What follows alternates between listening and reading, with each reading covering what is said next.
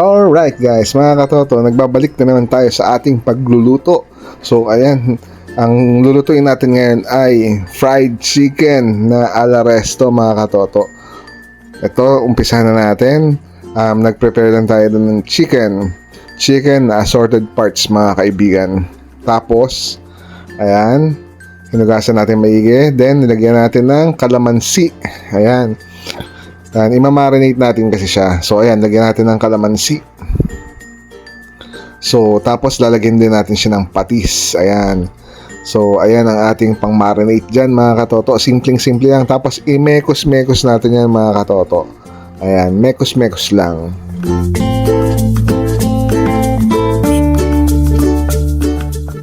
Ayan, tapos naglagay din tayo dito ng pamintang pino, mga katoto. Ayan, tapos i-mekos-mekos ulit natin ang ating manok. Ayan, mekos-mekos lang natin maigi para manuot ang ating marinade. And then, gagawa naman tayo ng breading, mga katoto. Kuha tayo ng, ayan, flour. So, simpleng harin lang yan, mga kaibigan. So, tapos lagyan natin ng isang pack ng magic syrup. So, ayan, tapos sunod natin ilagay ang pamintang pino na isang piraso rin galing sa tindahan, mga kaibigan, at kalahati nitong curry powder. So, ayan, para pampabango. And then half tablespoon ng asin. And then mekos-mekos lang ulit natin yan, mga kaibigan. At yan, gawa ng ating breading. At tayo magpiprito na, mga kaibigan. Huwag na natin patagalin pa at kumuha na tayo ng pan at lagyan natin ito ng mantika. Mantika lang na galing sa tindahan ang ginagamit ko para, yun, madali natin itong masundan eh. Ayan na tayo eh. So, ayan. So, ngayon, habang pinapainit natin yung mantika, atin nang i-bread yung ating manok. Ayan, i-coat natin siyang maigi ng ating flour. Yung nga palang minarinate nating manok, mga hayaan natin mamarinate pa siya ng mga 30 minutes bago natin, at least 30 minutes bago natin siya lutuin. Ayan, tapos ilagay na natin siya sa ating breading.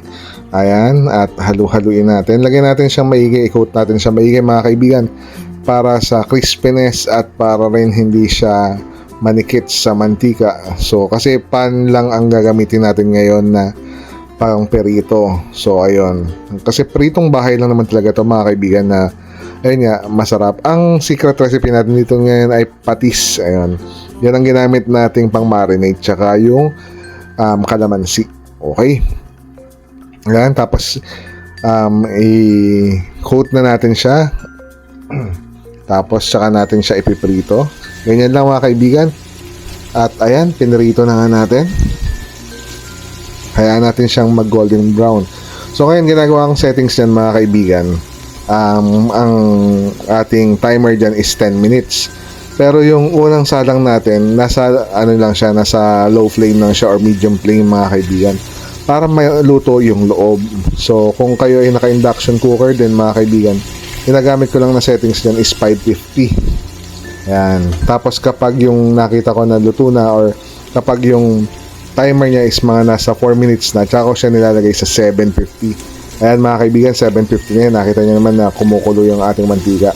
Ayan, para naman yan sa pagpapalutong, para malutong ang ating chicken. So yan, ganyan lang ang sikreto ng aking simpleng fried chicken na ala resto, pero gawang bahay lang yan, mga katoto.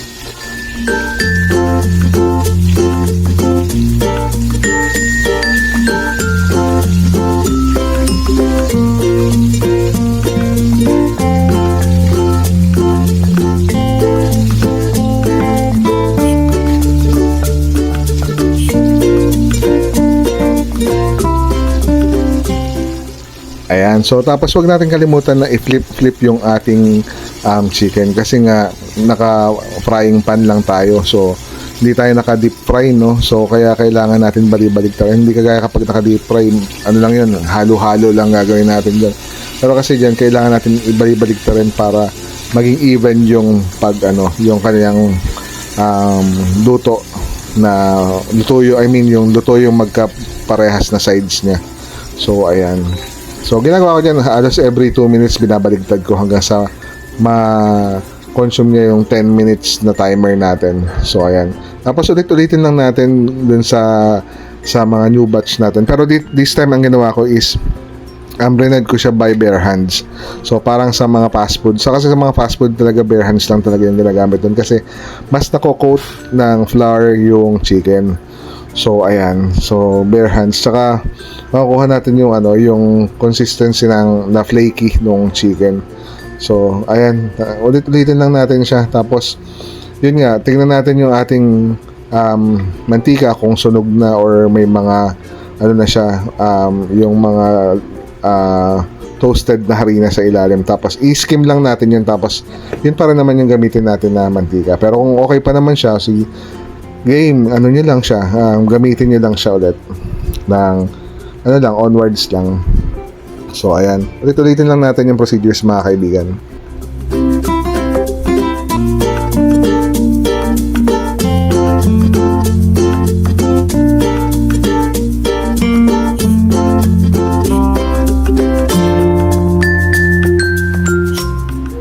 So ayan, fry lang ulit natin, ganun ulit ang procedures natin.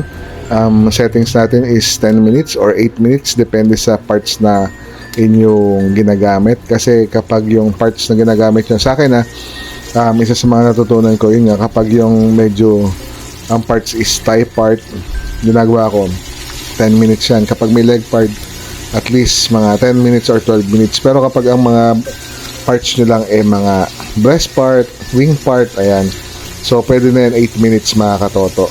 So yun, tapos ganun lang din ang gagawin natin na pagpiperito.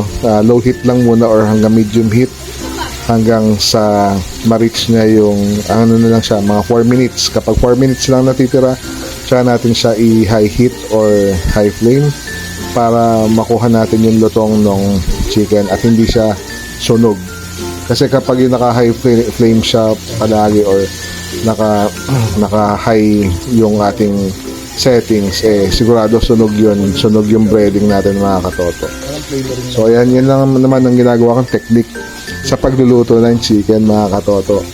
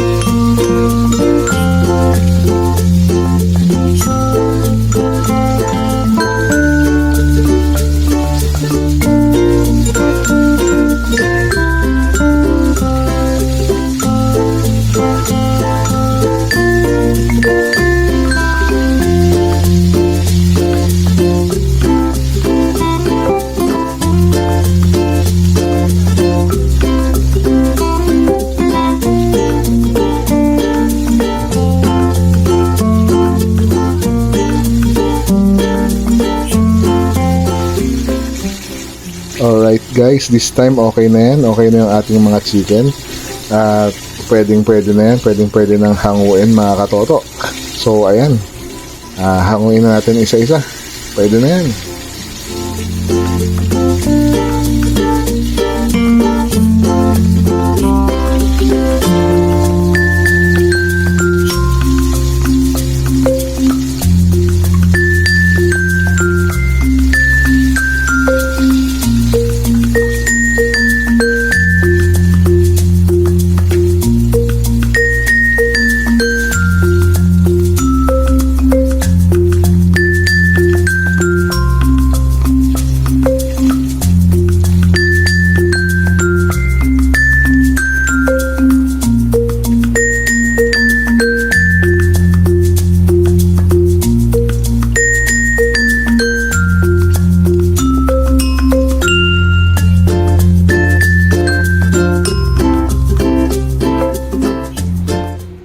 Alright guys, luto na nga ang ating chicken mga kaibigan at yan ang aming lunch for today. Salamat sa mga nanood mga kaibigan at palambing naman, palike naman at pasubscribe sa ating channel mga kaibigan. Alright guys, salamat sa panonood sa video natin. Subscribe natin itong ating nilutong fried chicken. Ang sarap. Try nyo rin sa mga katoto. Kain na lang. Parami na naman ang kanin na ito.